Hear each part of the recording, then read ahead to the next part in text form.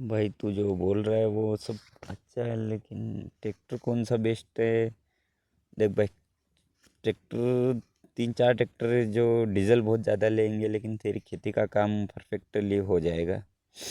ने जो दो चार ट्रैक्टर ऐसे भी हैं, मतलब कि डीजल कम लेंगे लेकिन काम वो उनके हिसाब से करेंगे।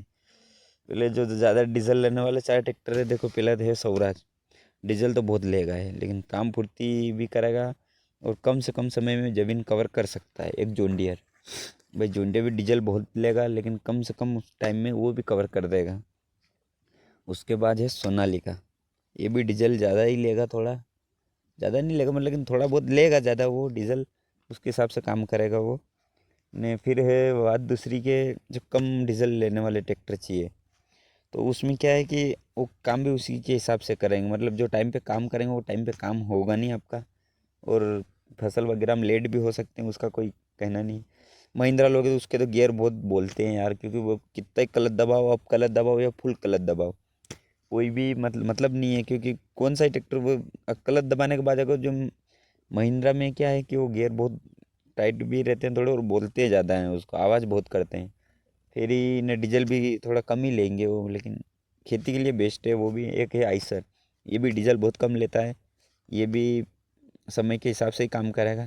तो उसके बाद है एक मेसी, मेसी है, जो घी खाओ देसी और ट्रैक्टर लाओ मेसी, लेकिन ये भी डीजल कम लेता है। लेकिन इन तीन ट्रैक्टरों में सबसे बड़ी खासियत क्या है, जैसे पीछे ट्रॉली में अगर फुल लोड होगा, फुल लोड की वजह से तीनों ट्रैक्टर तुक जाएंगे यार, आगे से उड़ जाते हैं और उल्टा मतलब ट्रॉली के अंदर आ जाते हैं यार, ये इसलिए थोड़ा दिक्कत वाली बात है इसमें। इसलिए मेरे हिसाब से तो जो नई नई उड़ते वो ट्रैक्टर लेना चाहिए, जैसे कि एक स्वराज है, एक न्यूलैंड है, और एक जोंडियर है।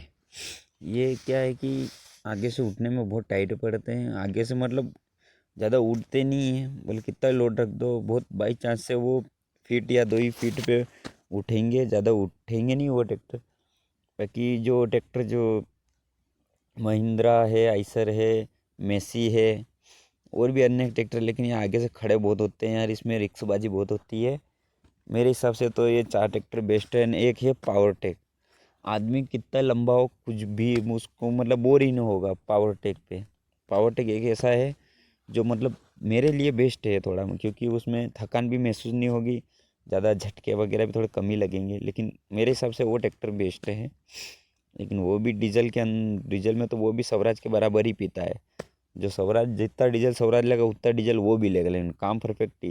बोला आप 100 बीघा जोतो या 50 बीघा या 20 बीघा, आपको महसूस ही नहीं होगा आप कब ने जोता, क्योंकि पावर टेक भी एक पावरफुल ट्रैक्टर है।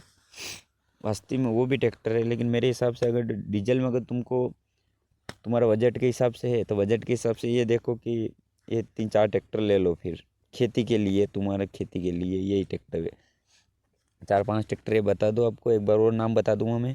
एक तो पावर टेक है, स्वराज है, जोंडियर है, न्यूलैंड है, और एक सोनालिका है। ये ट्रैक्टर लेना, फिर लेना भी तो ये पांच ट्रैक्टर ही लेना, इसके सिवा कौन सा ही ट्रैक्टर मत लेना। फिर जो कम रेंज में ट्रैक्टर चलते हैं वो ट्रैक्टर है, एक महिंद्रा है, एक आइसर है, और एक मेसी है, और एक फारवेटिक है। फारवेटिक भी मजबूत है, लेकिन वो भी आगे से खड़ा था, क्योंकि नीचे से बैठक है, वो जो टायर की तरफ है ना, उसकी बैठक नीचे, और आगे से वो थोड़ा आगे वाले व्हील से थोड़ा खड़ा होता है, लेकिन वो खड़ा नहीं होगा, लेकिन वो बंद कब का बंद होने की संभावना बहुत ज़्यादा है यार उसमें। अब क्लच में तोक देगा तो अपने आप बंद हो गया, कितना ही रेस दे दोगे ना, अगर तो उठाओगे नहीं तो आई होप आप समझे होंगे।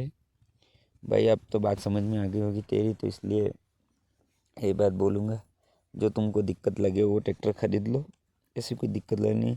जो ज़्यादा डीजल पिएगा वो ज़्यादा काम करेगा, जो कम डीजल पिएगा वो कम काम करेगा, यही बात है, और दूसरी कोई बात नहीं है। आगे लाइक सब्सक्राइब और शेयर ज़रूर कर देना।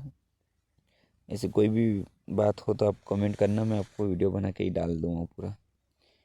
तो ठीक है, फिर किसी ब्लॉग में मिलेंगे, तब तक के लिए धन्यवाद।